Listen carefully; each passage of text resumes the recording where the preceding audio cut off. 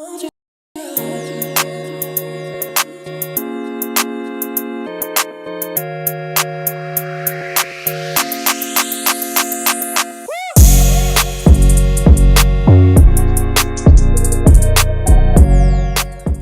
going on, people? Good morning. Welcome to United View. Welcome to the morning view. Myself and Owen. Hope you guys are good. Smash a like on the video. Subscribe to the channel if you are new. Game day. The games are coming thick and fast. Another game to look forward to. More post-match, well, pre-match, should I say. Press conference, reaction, analysis, some extension on it. Eric fighting back. He's not leaving. He's not going anywhere. He tells Rooney to sit down. Shut up. I don't agree with you. You are a liar. Got to create sensationalism. I don't really feel like that. This is the problem. This is clickbait, agenda-driven content just for the likes. I'm never watching again until tomorrow's video. Eric fights back against our all-time leading goal scorer. He attacks Wayne Rooney. He attacks him straight back and doesn't care that he's a club legend, he said. That's what he said in the presser. So we've got a lot to get through today. There's some injury updates. Obviously, we have got a game tonight as well against Newcastle United at home. So we're going to talk about the latest injury updates. Ten Hag sort of disputing, and dispute's a good word because it isn't fights back or shoots down Rooney and all that. No, he just disputed the claims of what Rooney said on Monday Night Football. Sunday. Sunday's game. Yeah. Sunday's game against Arsenal. So we'll talk about that. But the biggest bit was sort of about his future, addressing that. And, about the lap of honor that will be tonight when the players are, serenading around the pitch, getting clapped by the fans after a successful season, Would it be your last? So we'll get into that. But house rules and stuff like that, you know what it is. Let's see who's watching. Have you liked the video? Yes or no, I'm doing it now. 84% of you have said yes. We've got 424 people watching live, or a little bit more than that now. Nearly 100 likes, so we want to get to that. I'm not even going to say 250 now anymore. With the new setup, I think 500. We just say 500. That is what it is. That is what it is. 5. All Elite says Ortega was immense last night. Yeah, anyone watching that game was brilliant crazy. save. Yeah. John James says smash those likes and subscribe, peeps. And Joe Blackman says big up from Southeast London. Just hit the like button. Thanks for reminding me, says Mr. Labman. There you go. We will remind you. Big up Flex and Owen, says Stephanie Griffith. Big up to you, Steph. And morning from North Wales, says Marion Jones. Famous sprinter, Marion Jones. I think she got done for drugs, cheating and stuff after that, but she used to be really fast. I wonder why. Morris Green. I remember Morris Green was like the fastest, and then he got done as well. And anyway. Yeah. No more disgraces and cheats. Let's talk about Manchester United, who some people would call disgraces and cheats as well. Yeah. Owen, I'm not even leaving. Well, before we do, I must say, actually, congratulations to the Manchester United under-18s team. They're the under-18s Premier League champions, or Premier League national final champions last night after defeating Chelsea 2-1 at Stamford Bridge. Ethan Wheatley scored a goal in the game. Of course, he's been scoring, can he? I know he's been mixing it with the first team as well. And then Ethan Williams' strike in the 55th minute proved pivotal for Manchester United. So you've got the Bridge as well. Hold that, Todd Bull. I know, and really, you've got all of the other teams showing up. Manchester United senior men's team, isn't it? You've got the women's team winning the Women's FA Cup. You've got the under-18s team winning the Premier League national final. There was a double winners as well. Yeah. Exactly. Yeah, it was not ideal. And then also, obviously, there's going to be no awards evening this season. It was cancelled. And there's a story coming out in The Athletic this morning that the women's team found out about that when it was announced, or when it was put out there, like by The Athletic. They found out then. Hold on a minute, though. But they should still be having theirs. They should. Apparently not. Again, this is the thing. So, yeah, there was a story in The Athletic. Yeah. They weren't told it was cancelled until after it became public. They found out reading the Athletics report. It says United's women's players only found out about the decision via the Athletics report. A number of individuals in the women's squad were left frustrated because they were informed of the event at late notice and had therefore changed their prearranged holiday flights and bookings, given their season ends this Saturday, to make the dinner, only for it to be cancelled. And you know what Man United say? Manchester United say they regret the manner in which the club's women's players first discovered the event had been cancelled. They maintain the decision was communicated to players on the men's and women's teams in exactly the same way. You know what, Owen? Yeah. To be fair, this wasn't even on the agenda, was it? No. But it just highlights like that is disgusting. Like those girls have, you know, done something historic for the football club, right? First time ever, yeah. First time ever. And, you know, after the heartbreak of last season of losing in the final as well against, you know, Chelsea, to then beating Chelsea and avenging them this year when Chelsea are going for the quadruple, aren't they? They're going for Emma it Hayes all. last season. Yeah, Emma Hayes last season. It's all about her. We said no, not on our watch. Beat them in the semi-final. Bruck up Spurs in the final, yeah.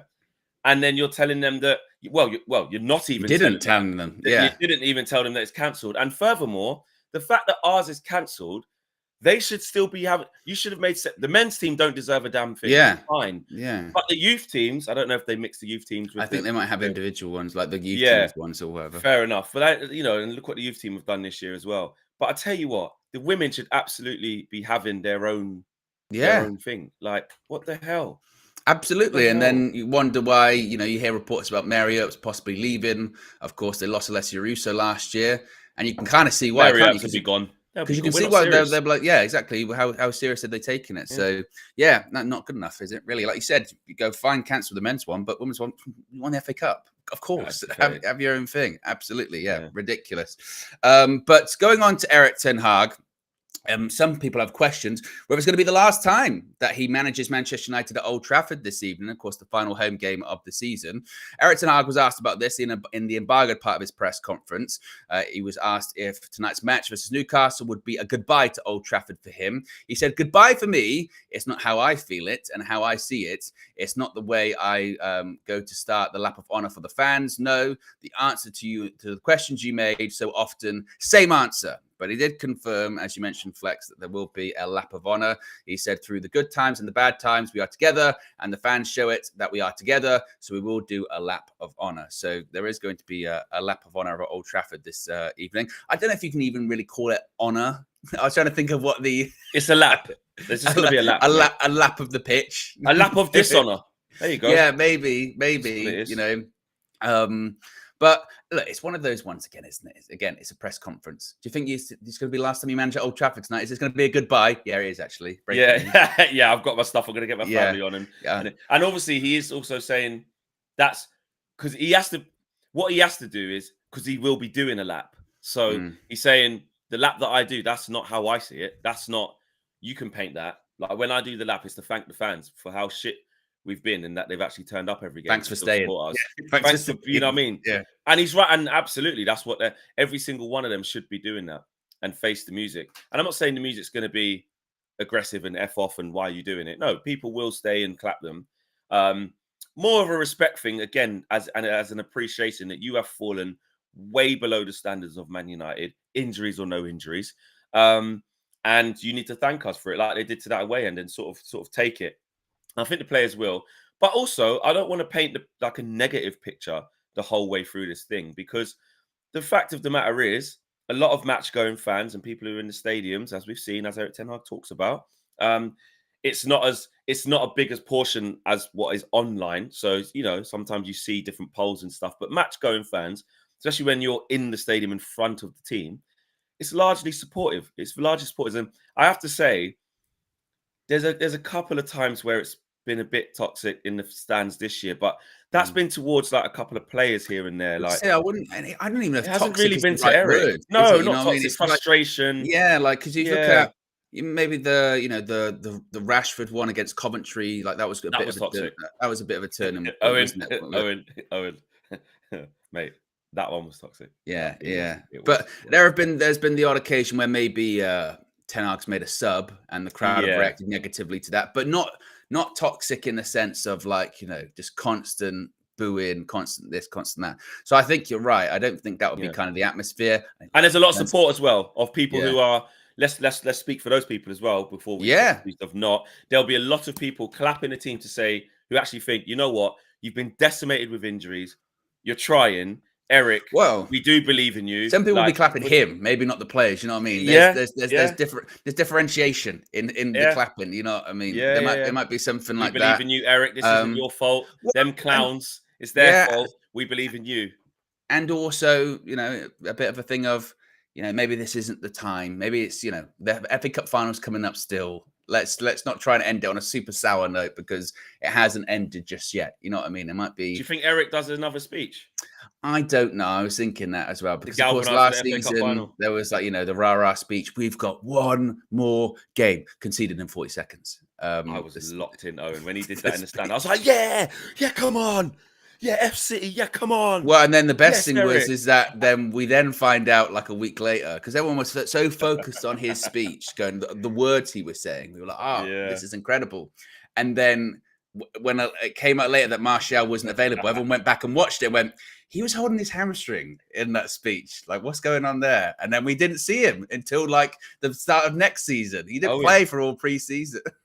Owen, could he be available for the final? Minutes against Brighton. I don't think he gets minutes against Brighton. I think he might be available for the bench or something like that. Or maybe not. Maybe not. I don't know. He was in the stands the other day. I saw that he was sitting next to Bruno. Bruno and Tom Heaton was there. What are you saying? If I put him on the bench for the final. Why not?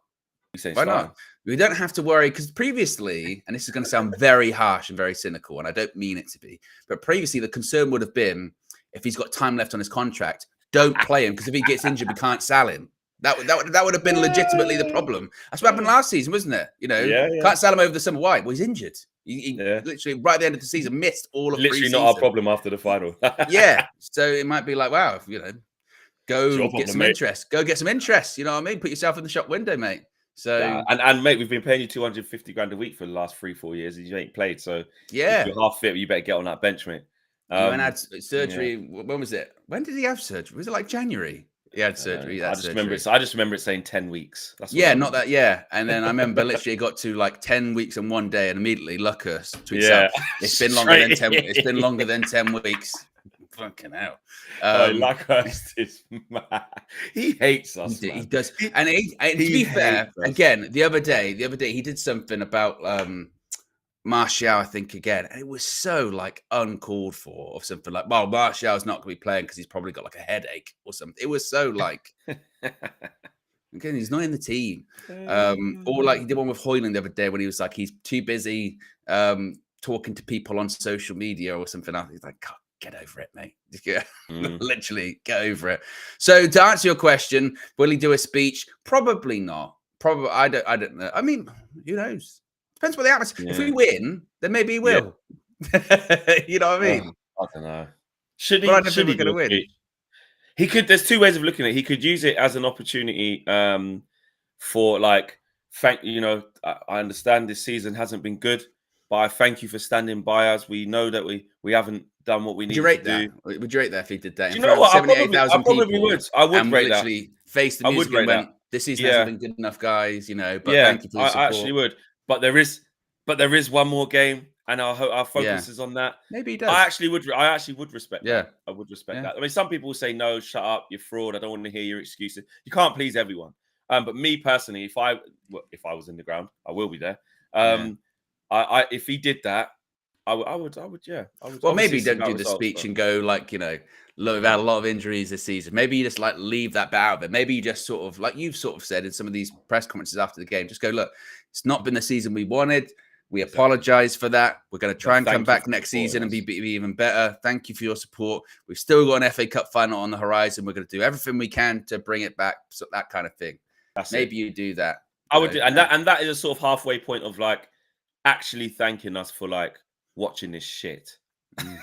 Hey, here's one, right? So if he does that, and depending on how it goes, do you think that could the speech or the speech? Do you think that could like again depend if it was a really good one, a really good speech, good speech? Yeah. Eric's got that in him. Like, no, but do you think if it was like again 78,000 fans and he sort of has a bit of accountability? Yeah, we apologize for it, but next season we're going to come back. Blah blah blah. Do you think some people will be like, I give him 6 more months?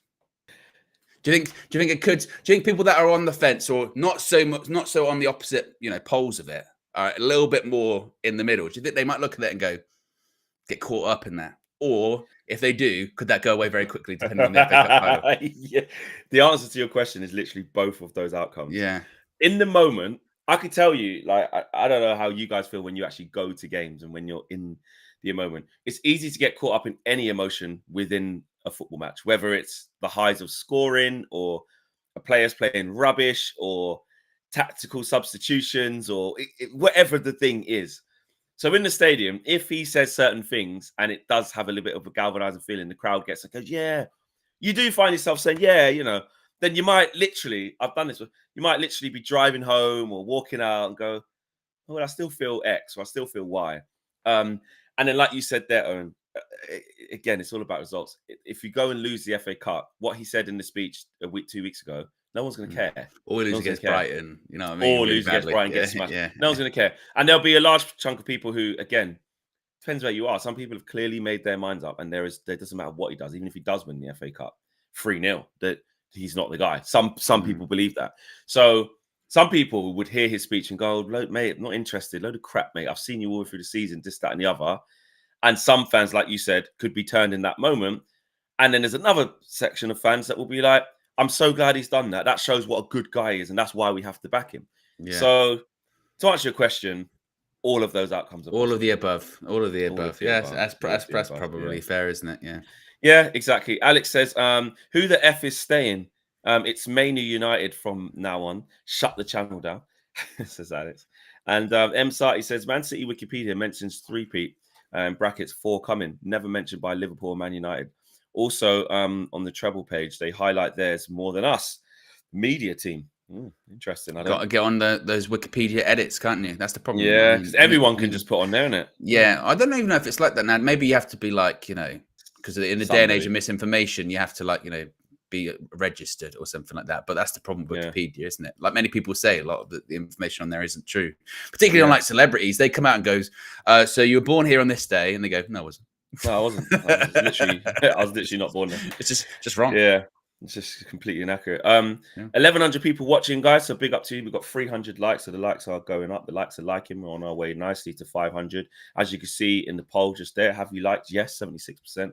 And doing it now is 24%. So big up to you guys. Get involved. Get your super chats in. Get your members chats in. Use your perks.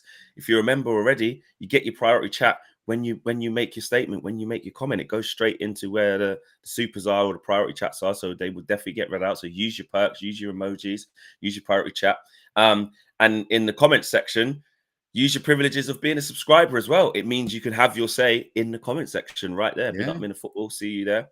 That is part of your perks of immediately subscribing to the channel. You get to talk in the community. Just like Lance has here. Says, I'm just saying Martial suits the way our wingers play. Says Lance. Asim says, hope we get rid of Eric Ten Hag. What else? Who else is just using their sort of subscription powers? Nicolini says, from De Gea to Onana, worst downgrade. Oh dear. Julio Mendes says Ten Hag out. And David Mene says, not interested in his protection of Marcus Rashford either. Doesn't say that, but yeah, I'll say that. And actually started him after he went out raving. Yeah, he did. Well, he didn't, then he did. But yeah, I hear you on that. And United Forever says, if you're going to the game flex, take your swimming gear with you if it rains. Well, that's what I was going to I was going to mention with that. Maybe he won't do a speech because who'd want to hold like an electric microphone in that stadium? You know what I mean? Yeah. Oh, mate. Well, I've checked the weather and it says that it's fine. So the heavens will not be opening. I was just thinking, has it even drained out from the other day? That's what I was going to say. Imagine like going into the stands and like, because there's a chance there could still be, you know, it might be residue left over. Yeah. Oh God, who knows? Honestly, yeah, who knows? Owen, what's the situation now then with Rooney and Eric Ten Hag pushing back? Well, before we get there, Matsumo's been a member for 7 months and says just to show the people what they're missing out on, and he's got 3 emojis of the Owen siren there. So you do get lots of emojis if you are indeed a member. Oh, and also there's a super chat from your favorite. Yes, go on, Andy. Yeah. Big up, Andy. Andy says, did you say Matty move first? Yeah. With his members chat. Okay. Yeah. Yes, Andy says, Flex, you are a prat. Firstly, title gone, you bottle job, since you are a closet Arsenal fan. Where's your reaction vid to the Ghost Phantom? Thought you were best mates. Yeah. I did my piece on the Flexing KG show. You did. I put up a post as well. Yeah. Of our embrace, you know, on Twitter. X. Yeah. So, Andy, you can see it there. Yeah. I didn't see it was appropriate to do a specific, bespoke Ghost of Rafe the Phantom video. The video went up from us yesterday. It was covered. Wasn't much more ground to sort of cover there, really, was it? No. But big up to you, Andy. I ain't seen you in ages as well. Where you been as well? Yeah, Pratt. Yeah. Yes.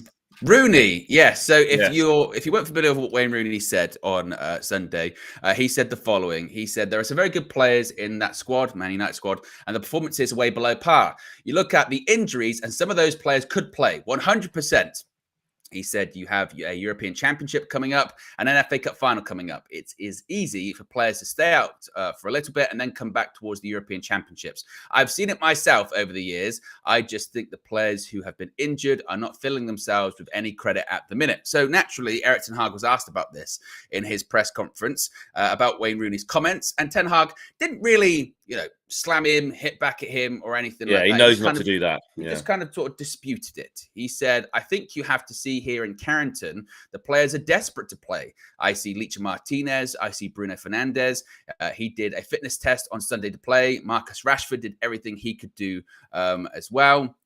Speaking about Rashford, he said he trained and tried to train last week, but he didn't make it. Players are desperate to play. They want to be in the right shape. He also spoke about Victor Lindelof and Rafael Varane, saying Victor Lindelof and Rafael Varane are training to make themselves available for the final. They do what they can do. So Ten Hag sort of says, well, I mean, reading between the lines, I think he's kind of almost sort of suggesting, well, that's what we said, isn't it? It's an easy thing to say. It's an easy thing to say, but unless you're here, you can't really say that. And that was, the moment that Bruno in particular wasn't in the squad on Sunday, you knew that there was no way that he didn't go to Ten Hag and like, oh yeah, I don't want to play or anything like that. You knew that he would have made himself available. And to me, I think it's been very apparent from, even before that Arsenal game, but the Arsenal game was real, the confirmation on this. Like, the season's been written off in the Premier League. They're all focus, as he said there with like Varane and Lindelof, the focus is having as many people available as possible for that FA Cup final. And even tonight, I don't think, we know Martinez is going to be in the squad. Rashford and Bruno, wouldn't be shocked if they're not in the squad. The aim will be for Sunday, get some minutes in, and then they'll have a full week of training for the FA Cup final, because they view that's the season. In the same way that like Arsenal fans last night, the moment that they're watching that game because that game was almost their season, because if Spurs could do something, then they'd go into the final day top of the league. Now they know, right, that's probably it done. Our season is that FA Cup final. If we win that, it's a trophy and we're in the Europa League. If we don't, we don't have a trophy and we're probably not going to be in Europe at all. So everything's on that game. And therefore, it's like, right, we're not going to risk players who have been breaking down with injury and we've been risking them all season to try and get Europe. We're not going to do that now. Because why would you? Why would you? Like, I think, we mentioned it before, didn't we, that if it was like, oh, we beat Arsenal, or even like tonight, we beat Newcastle, we're going to go into the top 4, then you'd be like, okay, right, risk the players, see what you can do. But it's not that. That's not what it is. So yeah, I don't. I can understand him pushing back. It's one of those ones. It's not absolute, is it? So I'm sure there probably are some players in the squad that have an eye to summer tournaments, European Championships, Copa Americas, because that's what happens in football. That's what happens in football, and like you said, it's not. And we both said it. It's not a one size fits all. It's not a blanket response for all of the squad. You name the players there who we know are always chomping at the bit to play. You can't label that at their doorstep. Bruno, Martinez, players like that.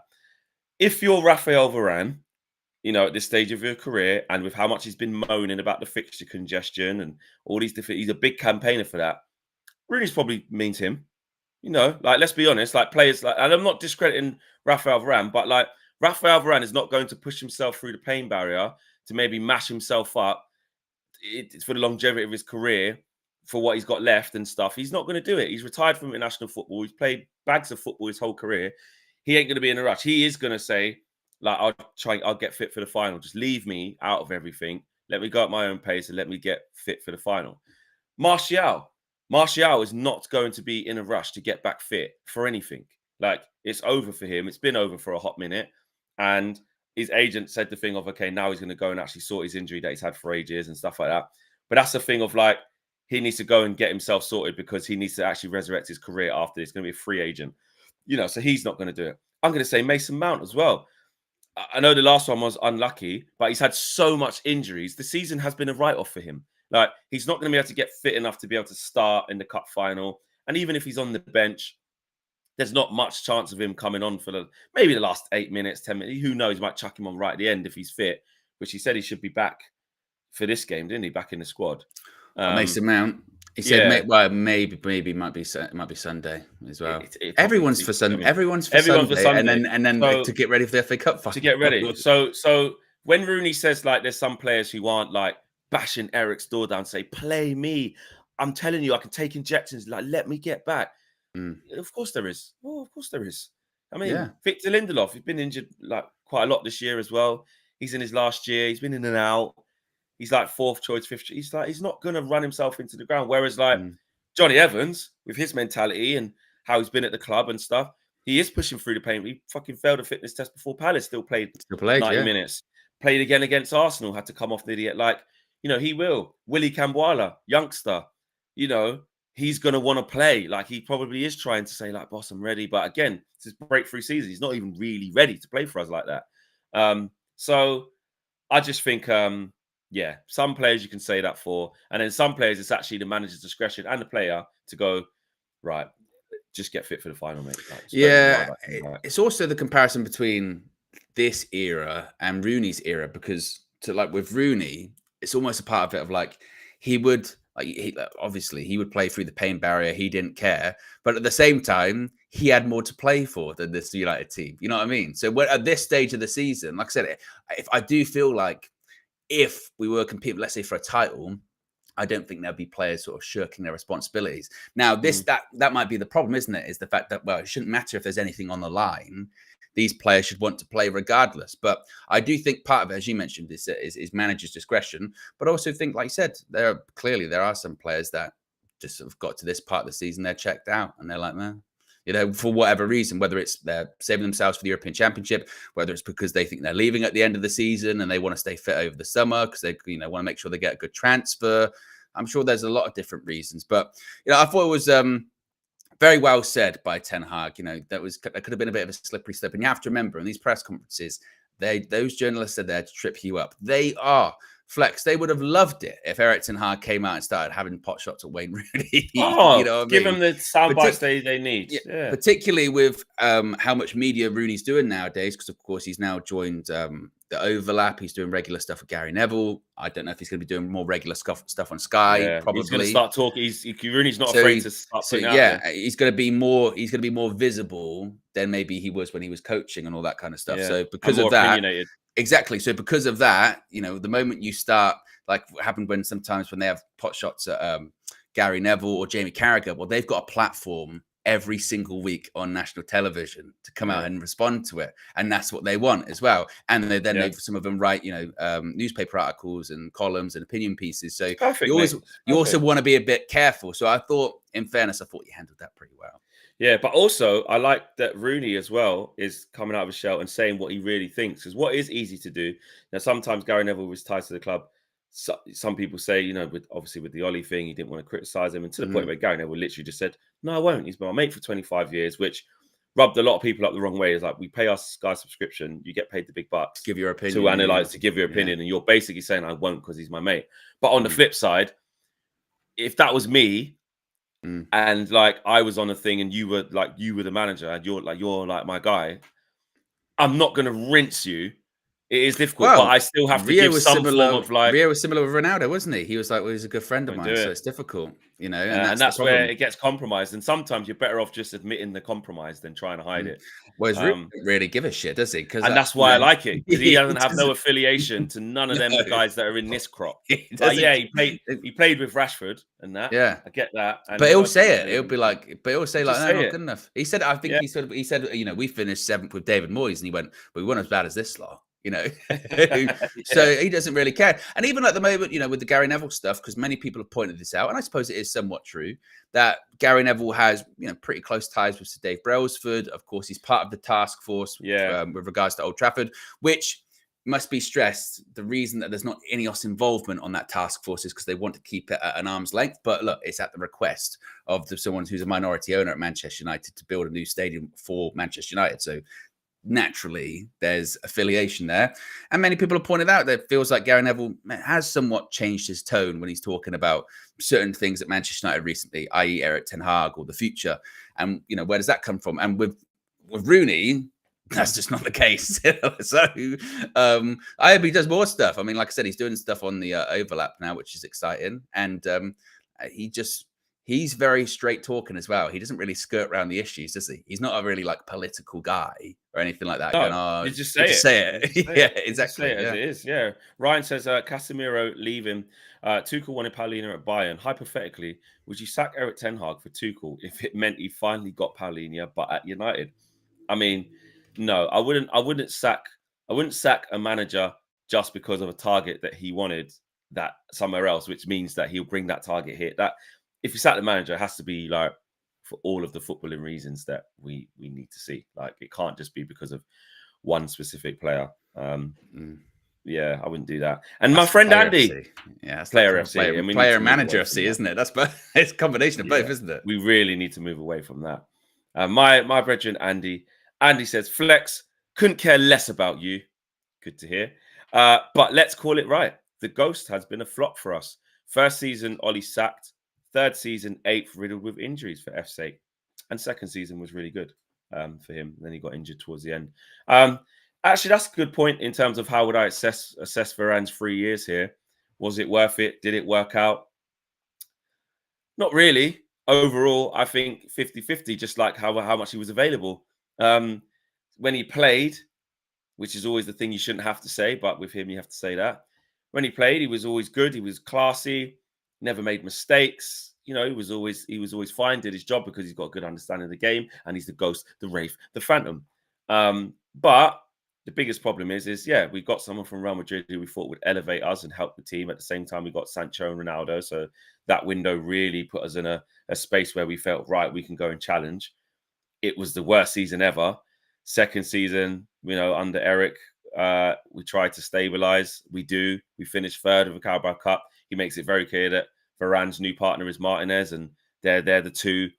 And then the Varane stuff keeps happening in terms of the injuries and why we can't rely on him. So, yeah, it was best for all parties that this happened. And I'm saying that as one of my favorites. But, overall, has it been a flop? Did it help bring Man United back to the top? No, it didn't. How would I rate his time here out of 10? I'm going to say 5.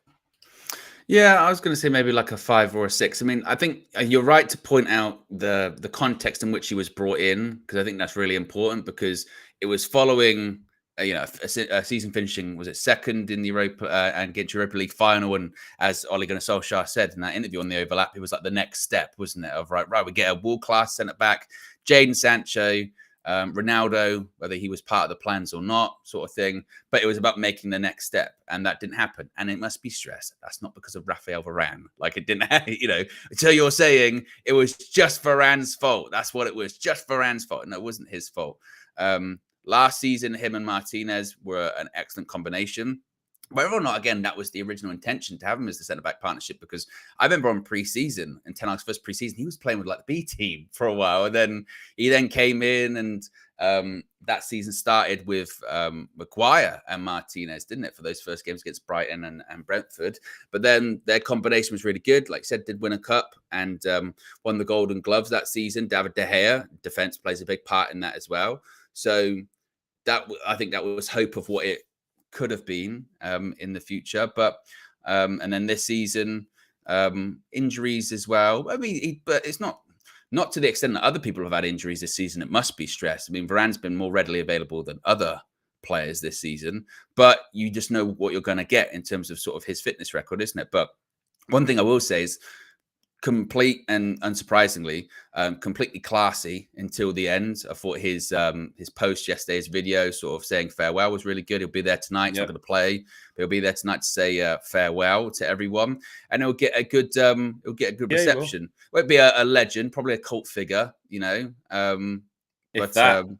I mean, just the fact that someone of his name and caliber played for us. It'll be like that. I don't think and this is me who I love him. I don't think in 10 years will we go, I remember when we had Varane though, like can't believe I don't know if, but it'll be one of those ones where you know, he'll be looked back on fondly or anything like that.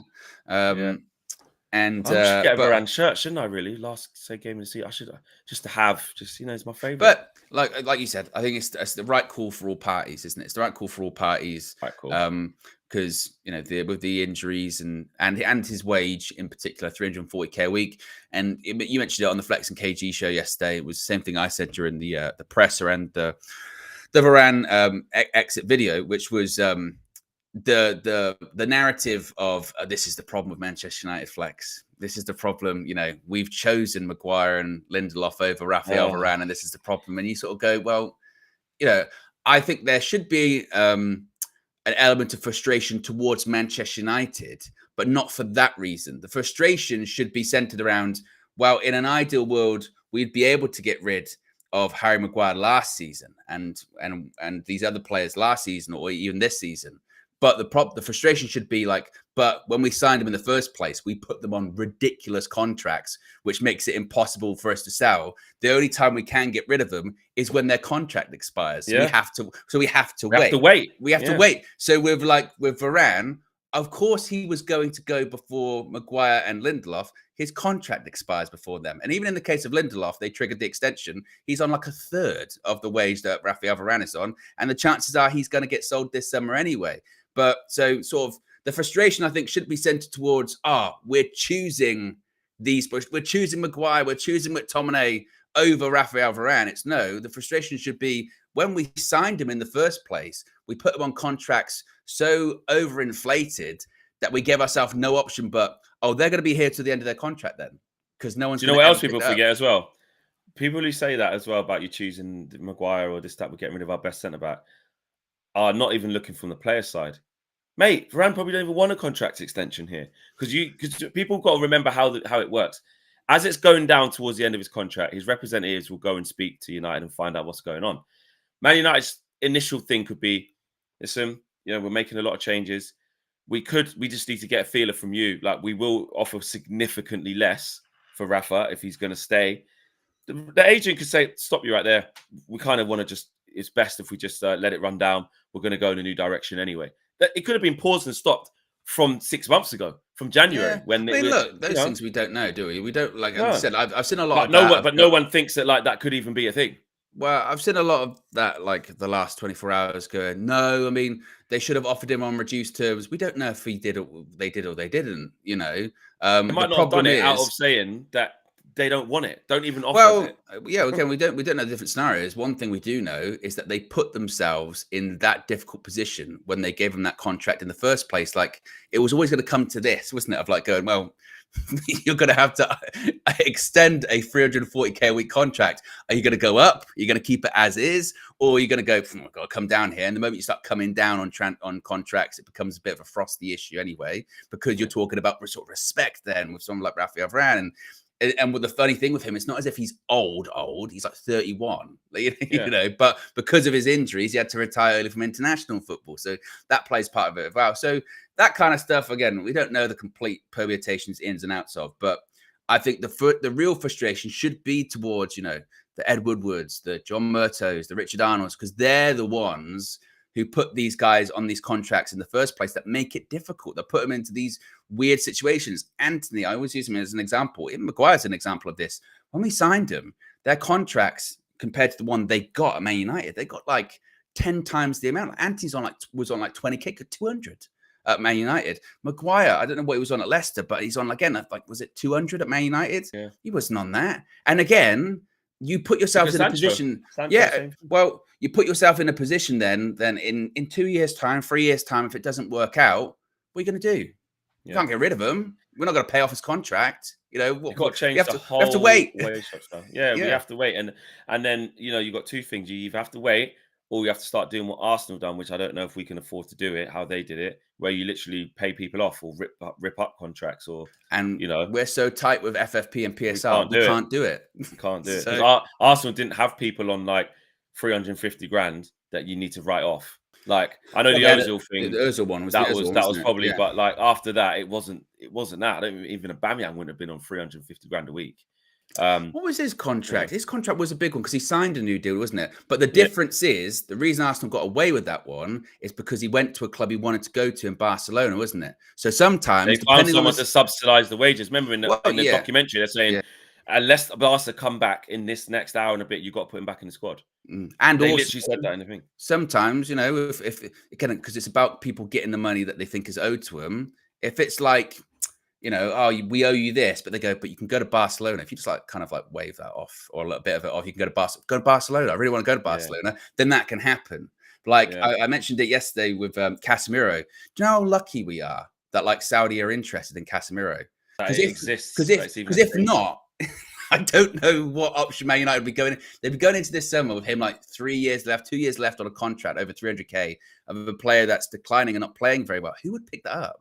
It just nobody. Who would pick that up? Nobody. You know. So we're lucky in that regard. Yeah, we are. The likes, we've got 1,400 people watching, over 500 likes now, 538, which is good.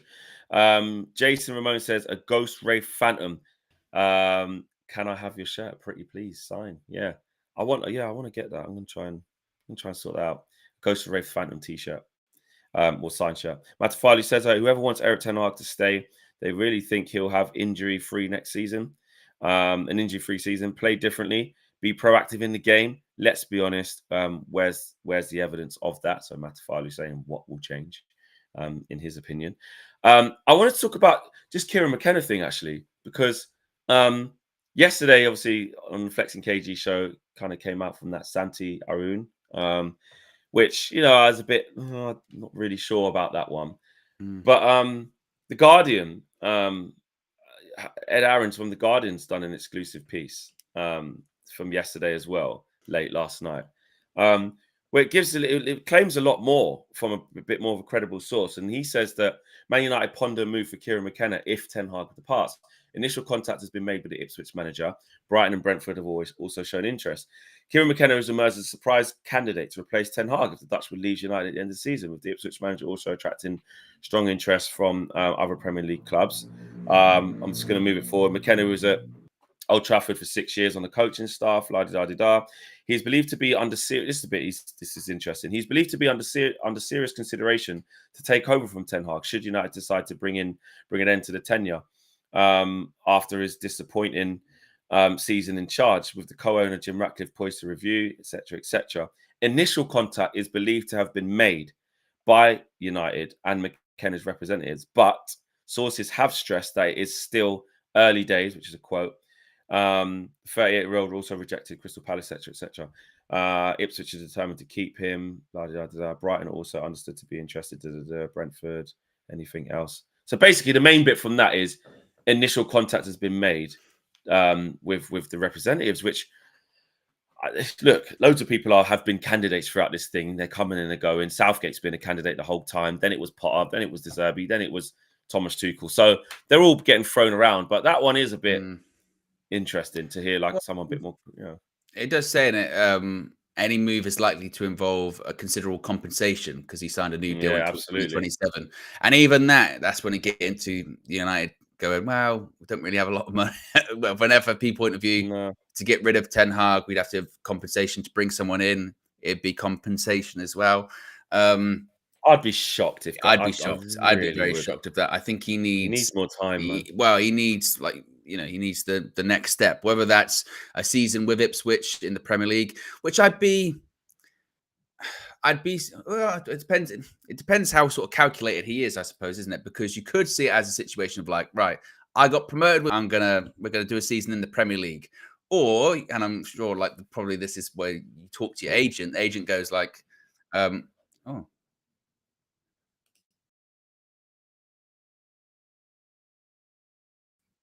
You're back, Flex. I can see you. We're back. We're back. We're back. Well, I'm back. You're not in the thing. I don't know what happened there. That happened to us the other day. Me and KG. Yeah, there you go. I'll put you back. Yeah, that was very. But now, yeah, but now I can't put you back in for some reason. I don't think so. Yeah, I don't know. I think it's let's seeing a one-sided conversation because I can't put you back in. Maybe you need to refresh, Flex. Yeah, Flex has disappeared. We had a magic trick. Conspiracies. Now you back. Now you came back in. Yeah, that was weird. That was mad. Yeah, that was mad because on my screen everything was the same, and then you just froze.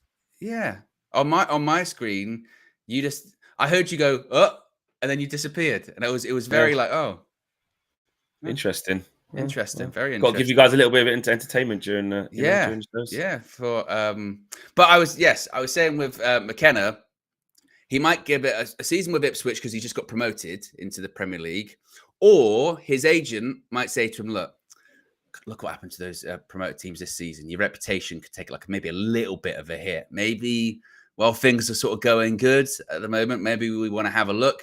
And that's not to say Manchester United, but they did say there, he's been linked to Brighton as well. Let's see what happens with De Zerbi. If De Zerbi goes in the summer, maybe it could end up going to Brighton, something like that. So, yeah. But I don't see Man United.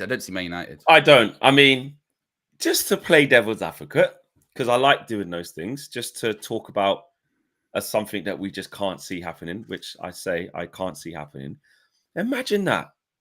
Because, Arteta went to Arsenal, his first ever job, never managed before, yeah? And I know he's learned under Pep, so it's like, mate, that's completely different. But you get my gist of where I'm going with this. Yeah. The expectation of him doing what he's done within 5 years is like, didn't think he'd be a wicked manager. Like, he'd never even managed before.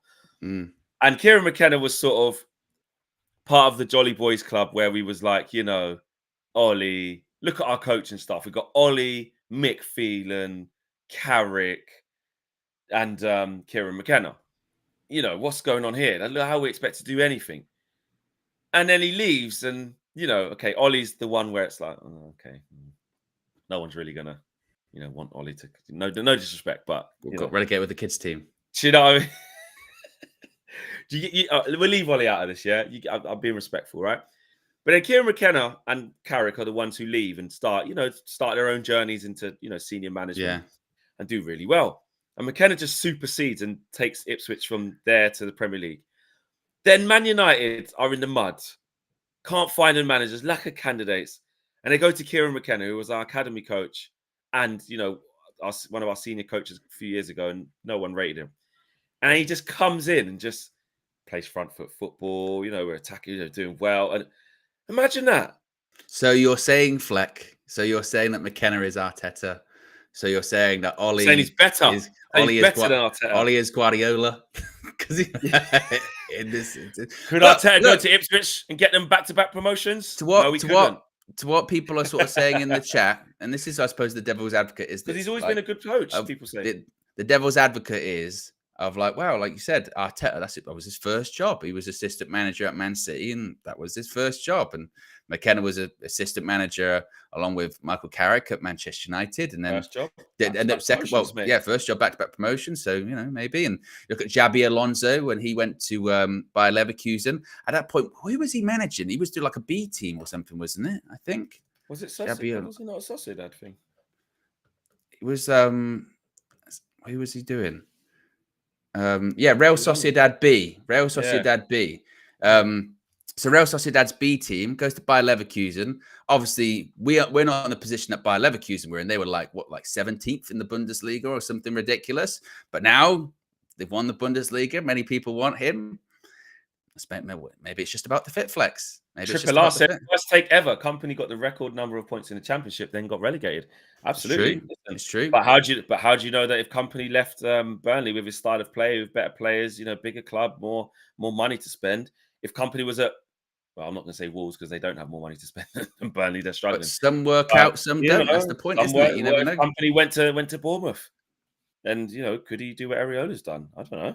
We don't know. Yeah. Plays all right football. I tell you what, I messaged Owen the other day when Burnley were playing against Spurs. And look, we know Burnley, rubbish, went straight back down.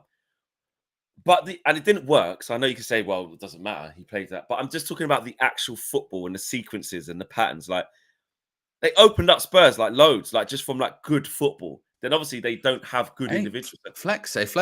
Guardiola. Before he managed Barcelona, he just managed the B team for a year, one season. Barca B. Next thing you know, bit of luck. So don't disrespect the B teams, mate. But legitimately, not even being facetious here. So excuse me. Like, it is kind of those ones where it's like you never know, can you? Like you never know. Like to the point of, like, again, sometimes it translates into like company, burning. Oh yeah, and then doesn't really work out. But depends on the circumstance, doesn't it? Depends on the club. Depends on the situation. Might work out, might not. I'd be very surprised. I mean, don't get me mistaken. I'd be very surprised. But I don't think you could go. It just definitely wouldn't work out. You don't know that. You don't know that. You don't know with anyone. In fairness. So you're saying if Gareth Southgate comes, you can't 100% say, Owen, that will not be a good appointment. I can't. I'd much rather have Kieran McKenna, though, because unlike Gareth Southgate, Kieran McKenna's actually won something. What's Gareth Southgate won? So you're saying the championship, because he's won the champ. Wait, hold on a minute. Oh, because you're saying because he's won League One. Did he finish first? They won League One, I think, didn't they? I think they did. He got promoted. He came second in the championship. So what you're saying is, winning League One means you're good enough to be Man United. I see more tactical nous from Kieran McKenna than Gareth Southgate. Wow. So you're saying that's not even a wow statement. That's not even a wow statement. You see more tactical nous from the guy who's got England further than any of the golden generation have in tournaments. Haven't won, but got them further. Got them further. Spare me. The guy. Okay. Spare me the get further bullshit. Spare me. How did he get further? Who did he beat? Oh, here's the caveats now. Here we go. Not the caveats. Here we go. Here's the brackets. Here's the inverted commas. Here we go. If Kieran McKenna, and by the way, he's not English, from Northern Ireland, isn't he? Kieran McKenna. Yeah, from Northern Ireland. If he was managing the England squad this Euros, I'd be much more confident. Would we win it? So you're saying? Well, I don't know. I don't know. It depends who we go up against, but he'd have a better chance in beating those bigger teams than Gareth Southgate will. I am telling you that for a fact, Flex. The moment we play a good team at the Euros, we're out. we are out. Did you see us in the last friendlies? Let's play like a decimated Belgium. Struggle. Really, really struggle. Golden generation. We're playing the golden generation. No, not even bronze generation. This Belgium out. We'll be out. We're not winning the Euros. We're not. We won't. We won't. We won't win the positivity, Owen. Thank you. I'll be there. I'll be there. Nobody tune in. Shut it all down. Don't watch the games. We will not win. It's not worth watching. It's worth watching. I love festival football throughout the summer. It's great. We haven't had one for ages, have we? Because the last summer tournament we had was the last Euros, because obviously the World Cup was in the winter. So I'm very much looking forward to it. I saw the schedule yesterday. I saw the schedule of all the games on BBC and ITV, and I got very excited. I need to check that out, actually. Yeah. I got very excited about all that. So I'm looking forward to it. But England aren't going to win. John James, to finish off the show, says there are too many facets to consider before judgment of this season. Yes, manager takes some of the blame, but I don't think he planned this. Context. There is context. Definitely guys, planned for finishing eighth. No, absolutely not. Absolutely not. Well done, guys. We've got over 600 likes. You guys did a great job. Big up to you. This evening, there will be a road trip for myself. There will also be Kevin, that comedian, Gary, and Owen live on Match View tonight. And of course, all of the reaction from Old Trafford as well. Owen, prediction, it was part of the show a little bit. We didn't really touch on tonight's game as much as we maybe could have, but what are you saying for tonight? What's your thoughts really quickly? We'll concede. Absolutely. We haven't kept a clean sheet since early March. So I checked that one out yesterday. Yeah. I'm going to go with 2-2. Okay. I haven't seen there because Isak didn't play in the last game, did he? I think they've got a bit of a striker dilemma. I think Wilson Isak was ill. I think they said so. I don't know. He's going to be available. I don't think we win. It's a head and heart one, to be honest. I mean, I say draw. Yeah, I don't. Yeah, I think a draw at best. A draw, but I could nick a draw. I could easily see. Yeah, we could nick a draw, but I would probably likely to lose. To be fair, if we go with the same kind of team, we'll be a bit more compact, more difficult. Yes, to play I hope through. so. But we just don't score goals like that. No. And I don't think we'll see like a Bruno back or a Rashford back, maybe Martinez at best, and even he'll be on the bench. So I think it's largely going to be the same team. Amma said his knee's all right, but would they risk him? I don't know. Would he just start honestly, I don't know. I'd prefer if they went like just Ahmad on the right and just put Anthony on the left. Give Garnacho a break. Yeah, got nothing to play for. Put him on the bench. Yeah, give the kid a rest. Yeah, I'd 2-1 Newcastle, I think.